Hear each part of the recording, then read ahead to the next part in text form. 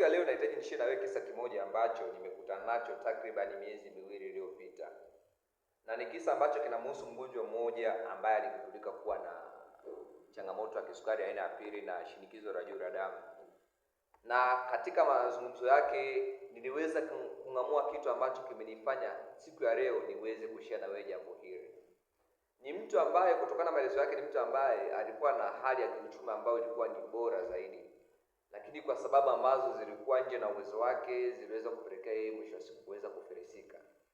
Na kwa madai yake anadai kwamba tokea siku ambayo amefilisika alijikuta ni mtu ambaye ana mawazo sana kutokana na ile hali ambayo iliweza kumtokea. Na yeye baada ya kugundulika kuwa na changamoto hizi mbili, kisukari na pressure ya juu, yeye anaamini kwamba msongo huu wa mawazo ambao amekuwa nao tokea yeye aweze kufilisika, anaamini ndio imechangia magonjwa haya kwa namna moja ama nyingine kuweza kutokea. Na hapa ndipo ambapo nikaweza kung'amua kitu ambacho watu wengi tumekuwa hatukielewi.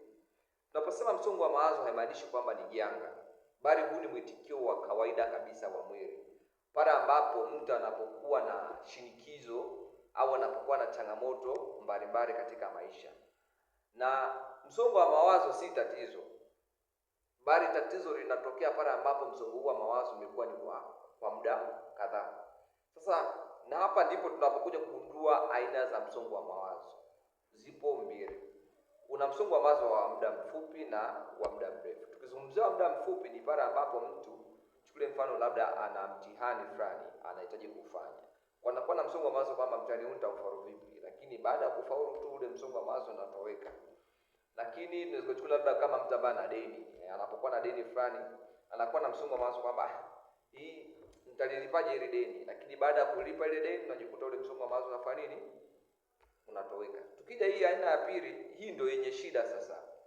Hii ndio inayosababisha mtu kuanza kupata athari za kiafya.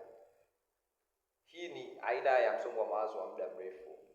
Ni pale ambapo nakuta labda mtu ndo kama hivyo mzee wetu aliweza kufilisika. Mara nyingi mtu anapokuwa amefilisika, asipopata udhibiti mapema unajikuta kwamba anaweza kaanza kuwaza jambo hilo kwa muda mrefu, aidha kwa miezi kadhaa au kwa miaka kadhaa, na mwisho wa siku kupelekea hatari za magonjwa ya moyo na kadhalika. Au wakati mwingine ukuta labda mtu amepotelewa na mtu wake wa karibu. Hii inaweza kupelekea pia huu msongo wa mawazo wa muda mrefu. Au wakati mwingine mtu kupoteza kitu cha thamani kubwa sana. Hii pia inapelekea msongo wa mawazo wa muda mrefu. Lakini bali na hapo, mtu anapokuwa anaona labda gharama za maisha zimepanda, mara nyingi mtu anakuwa na msongo wa mawazo kwamba nitahandle vipi hizi situation, hizi hali nitazihandle vipi.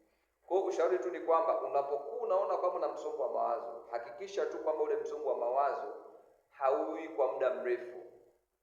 Ukiona unaanza kuzidi wiki 2, wiki 3, hakikisha unamconsult daktari, unamtafuta daktari, unamuelezea kusudi aweze kukupa ratiba sahihi au mwongozo sahihi utakao kusaidia wewe kuweza kuepukana na changamoto hizo, kwa sababu msongo wa mawazo pekee si hatari kwa afya yako, bali ule wa muda mrefu ndio una uwezo wa kuathiri afya yako taratibu na kuongeza hatari ya magonjwa mengine kama hayo ya kisukari na shinikizo la juu la damu.